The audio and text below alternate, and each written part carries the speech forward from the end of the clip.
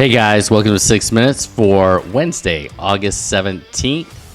Today we are talking Fat and Scrappy's girls team rankings. But before I get to that, I want to make sure that I cue you to the fact that one of Georgia's own, Jackson Smith, is competing in Bulgaria right now in the U20 World Championships. Here's a clip from his first match yesterday.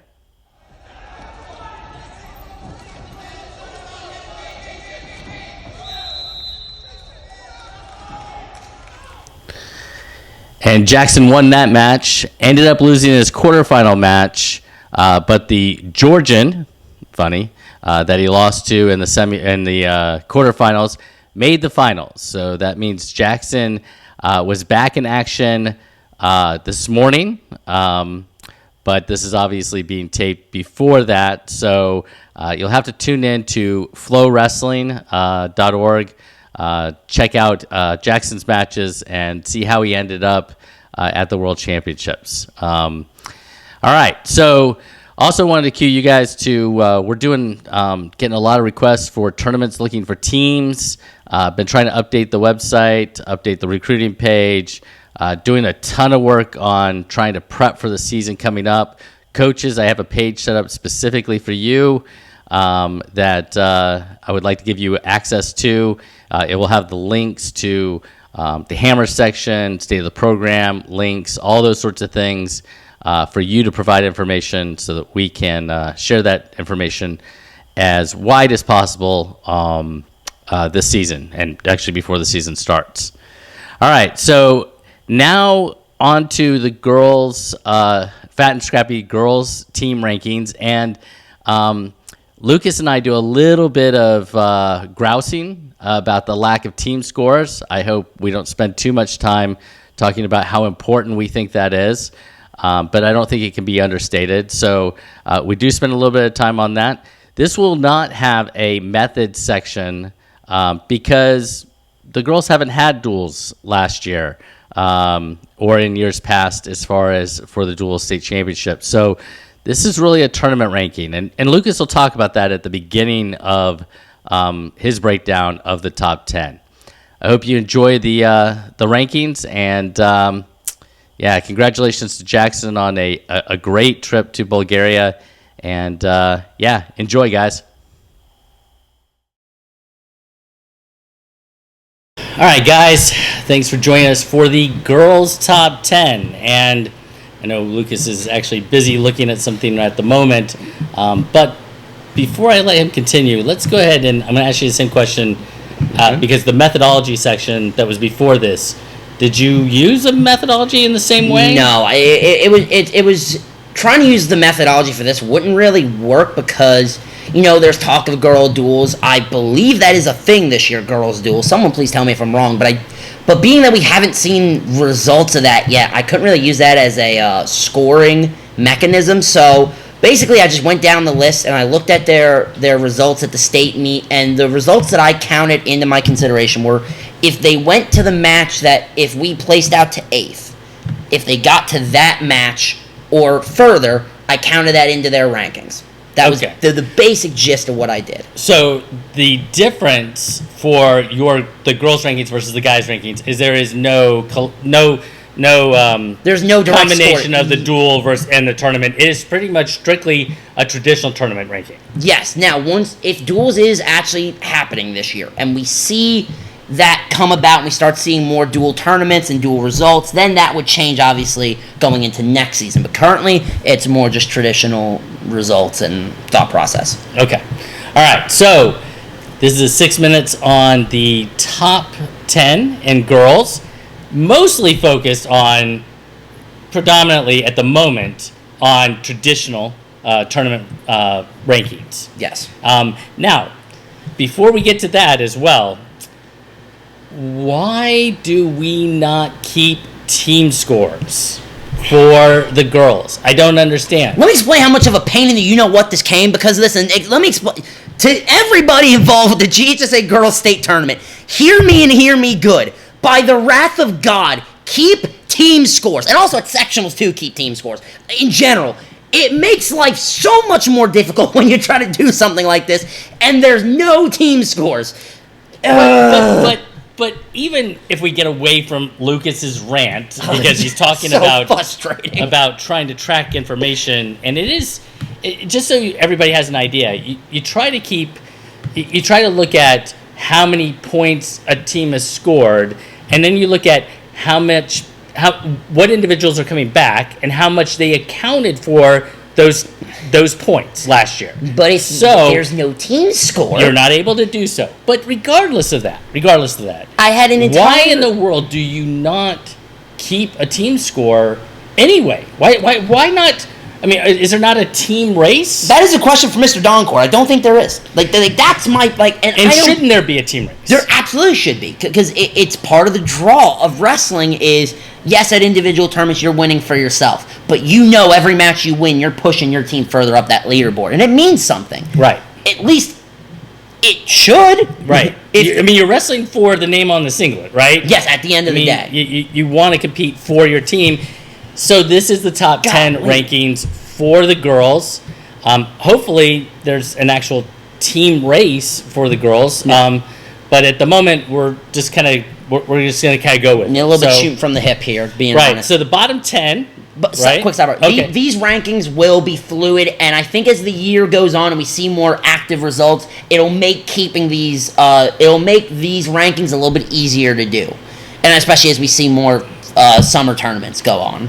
So actually, one of the things before we get to the top 10 that I think we should mention is, especially in the team, stronger girls teams with more individuals have a tendency to be ranked higher, as on average, right? And I'll put it to you like this, Terabyte. I went back and I took the time to look at every single GHSA girls bracket.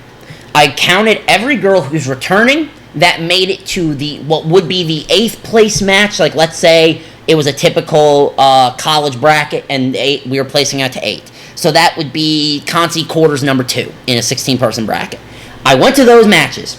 I counted every returner. There was 44 returners, 34 schools represented of 42 returners. I believe 20-something schools only had one returner. Right. So that's what makes ranking this so difficult, is I believe only 5 schools had multiple returning people that were top 8. All right, so give us your bottom 5 of the top 10, starting with number 10. So you have Northside Columbus, then Jordan, then Chattooga, then Alexander, then Veterans. Northside Columbus, they returned 2, last season. They had Ava Jasso, who won her sectional at 225. Losing her is going to be big for them. Jordan had a lot of girls. They returned a good amount of their girls, and they had girls. I believe they had 4 girls go to the state meet, or 5 girls, I think, go to the state meet and compete. I don't know that off the top of my head, but I do know Jordan is one of those programs that has a strong number of girls. Yes, they do. And they host, the Iron Maiden tournament? Yes, they do. Every single year, so definitely, they're in as far as trying to build that women's program. And they're on the up and up. Chattooga had 2 girls, but both their girls won their sectional and made noise at the state meet. That's what got them into the rankings. Alexander, you want to talk about a girls' program? Right. Has Alexander, to this point, at least up until the last year or two, been...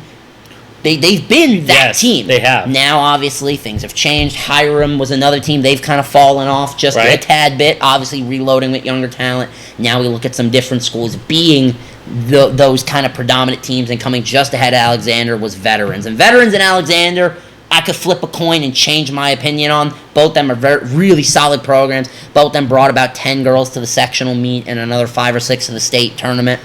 Now, one of the things that I think should be mentioned is, like a Sydney Sullins at White County. I believe it's White County. Yep, Genevieve Ann at I keep getting yelled at. Genevieve On, excuse me. Right. At Kennesaw Mountain. Amaya Prado, obviously. At Lassiter, or you've got a Heidi Raines at Dade County. How could we forget? You got a number of different individuals, but they might only be one or two girls at their team. They could be one, and that is not going to get them into the team into the rankings. So please keep that in mind, that this is just about the overall teams here. And with girls wrestling being still in its infancy, especially in the state of Georgia as a sanctioned sport, that is important to keep in mind. Right. That is still it's still growing, and it's growing exponentially. And in 2-3 years, we could see some more legitimate full programs. Well, I mean, and I think that if you look at over the course of the last 4 or 5 years, we have seen that. Yeah, an explosion of numbers. In terms of numbers.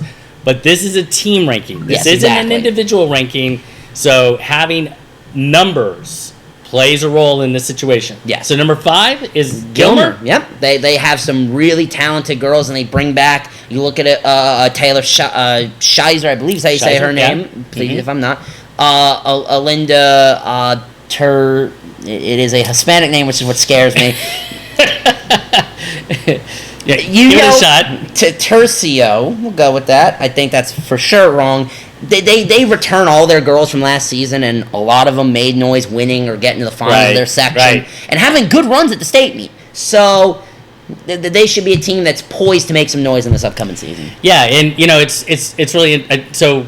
One of the things to give Lucas, I give him a hard time on many of This these. is one where I'm but I will come tell on. you, in terms of ranking the girls, it is hard. But number 2, also, we are probably going to slaughter a few names as we talk about things. for sure. So it is so much of an apology. It is not. It's just it's not my strength. I'm an idiot, so just keep that in mind. Just keep that in mind for the just grand scheme of things. All right, so we got Gilmer at 5, and then we turn the corner, and Jackson County is a good team at Yes. number 4. Raven Cook is really, really talented. Yes, and one of the standouts for the girls team in Georgia this season. Obviously, I mean, she can bang with the best of them, and she headlines a program that has 2 to 3 other really solid wrestlers and Right. growing. I mean, I've heard numbers as high as 10 to 12 on Jackson County in this season, which last season they had about 7, 8 most of the year, so that's a reasonable number to think. And if that's really the case, Jackson County could really push the top 3 to me. Yeah, and number 3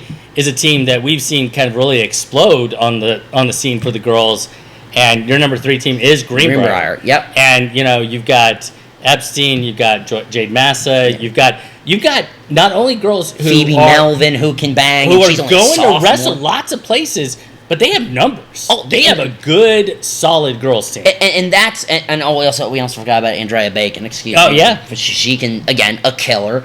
Like this is one of those teams where you talk about pumping out girl talent. This is a program that is getting to that point of doing that and doing it well. So when it comes to this top 3, to me at least, as it stands, outside looking in going into the season, that top 3 is pretty secure. Okay. I think it's going to be these top 3 teams for most of the season. A Jackson County could prove me wrong. A Gilmer, veterans, and Right. Alexander. You never know. You get enough girls on a team, and all of a sudden you're going to... If you look at a team like, let's say, Alexander or a Gilmer, you get enough girls in the room, with your team, your boys' team being as good as they are, the talent is going to grow. Right. Like, that's the thing, is wrestling together, you get... the wrestlers and even coaches, you'll probably get this, you get the rub. When you wrestle with a really good wrestler that's better than you, when they're kicking the you-know-what out of you, you get the rub. You get something from them. And if you're... Well, and the culture in those programs is really good. Exactly. Right? And that's also important. Is like we talk about I keep talking about the intangibles of winning is so important when you're ranking teams. And some of these teams have that, and if that rubs off on the girls' team, you're going to produce something very interesting with that. Yeah, and the expectations are really high. I think that's one of the reasons why Alexander has been traditionally really, really good, even just starting with the girls. Exactly. Because the expectation was really high from the boys, and the girls walked in with that same expectation, even if they hadn't been on the mat yet, even if it wasn't sanctioned Yeah, yet. it was first day. I was like, all right, Hey, this is the expectation. This is a good team. I have to match that. That's right. And then you get some teams where, the girls' team may in some ways outshine the boys' team, and then it's a fun competition between the two. Yeah, no doubt. And that just competition to me always breeds success. So that's... So number 2 is Carrollton. Carrollton, they had an army of girls last year. I mean, they did. Liliana McKinley, Caitlin Thomas, Mm-hmm. Griggs, Shockley, and the crew. They return most of them. You lose Shockley, Griggs, but with that many girls, and there were girls that didn't go to sectionals that you saw at other tournaments, they have an army of girls, and they all can wrestle. And they have a great staff for them. As a whole, Carrollton is a team on the up and up. And their boys team, same way, had a better finish last year than they have in previous seasons. It is possibly an upward trend for all of Carrollton, which is always great to see in wrestling. So, yeah, I have a lot of faith in them. I have a faith in some girls like Candace Wilson, who finished 6th at sectionals, didn't make it to the state meet. A girl like a Bella Moore, another one that I keep my eye on, that has made improvements over the summer. When you look at their summer wrestling, you see their improvement. And you're like, okay, when the season comes back around, they're going to make some noise. Okay. And number 1? Chastity. It's, Chastity last year, a dominant girls team. When you look at Katrina Velasquez, Jasmine Torres, Isabella Redlinger. I almost said Redinger, excuse me. But that team was so good, and they had some seniors, and they lose some of those girls. Is Redlinger back? Yes, Redlinger's back. So she won. She was a state champion last year. You return a state champion. Ashley Godinez, again, please bear with me. I'm trying my best. Returns. You lose Velasquez and Espinoza, who both were hammers. Right, down low, right? Yeah. Wasn't Velasquez down? Yeah, 102, and then Espinoza at 112. Yeah.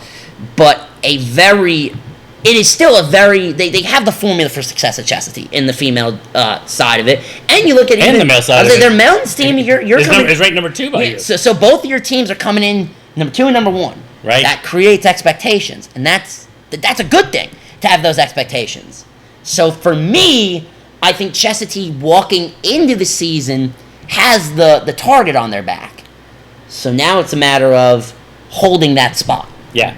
And I will say, one of the things I think that is super great, all right, is that, Tennessee has done a really good job of having some really great level of competition amongst their teams. Yes. Right?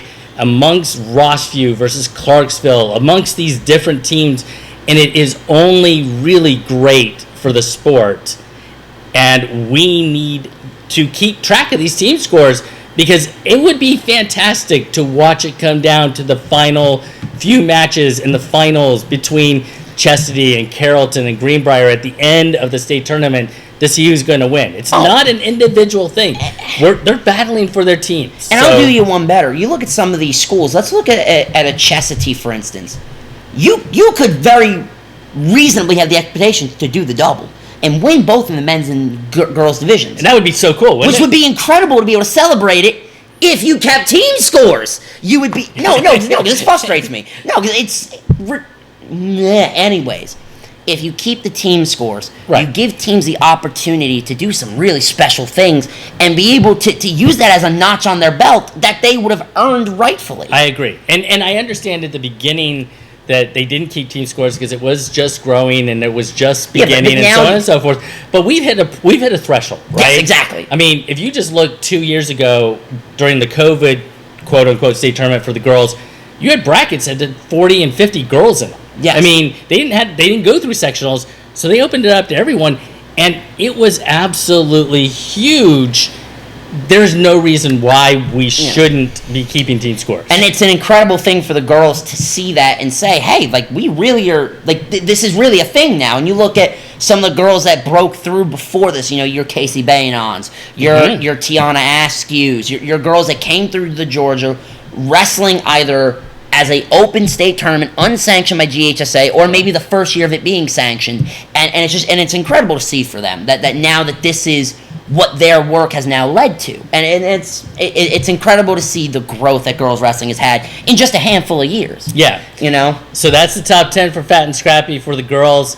I don't know if you agree with them, but if you don't, you can drop it in the comments. And send him a message. He doesn't mind. Most y'all know where to find me at this point. I'm in hell. All right. You guys take care. See ya. See ya. Bye.